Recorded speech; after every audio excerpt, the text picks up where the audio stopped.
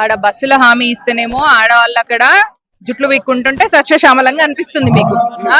ఇప్పుడు వచ్చేసి నిరుద్యోగులు ఇక్కడ ధర్నా చేసి వాళ్ళందరూ నిరుద్యోగుల వల్ల ఆత్మహత్యలు చేసుకుంటే మీకు సస్యశ్యామలంగా అనిపిస్తుంది. అట్లా ఎట్లా మీకు సస్యశ్యామలంగా అనిపిస్తుందో ముందు మీరు చెప్పండి, తర్వాత నేను మాట్లాడతాను. మీరు ఒకవేళ సమర్థవంతంగా ఇయ్యగలిగితే ప్రజలు ఒప్పుకుంటారు కదా, రైతుల ఆత్మహత్యలు తగ్గిపోతాయి కదా.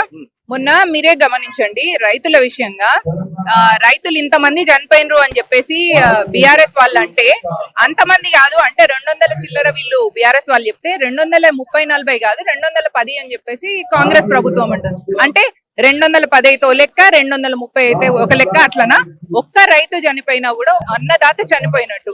అన్నదాతను కాపాడుకోవాల్సిన బాధ్యత ప్రతి ప్రభుత్వం. అది ఏ పార్టీ అన్నా కూడా పార్టీలకు అతీతంగా ప్రతి పార్టీ కూడా కాపాడుకోవాలి. అట్లాంటిది పక్కన పెట్టేసి వీళ్ళు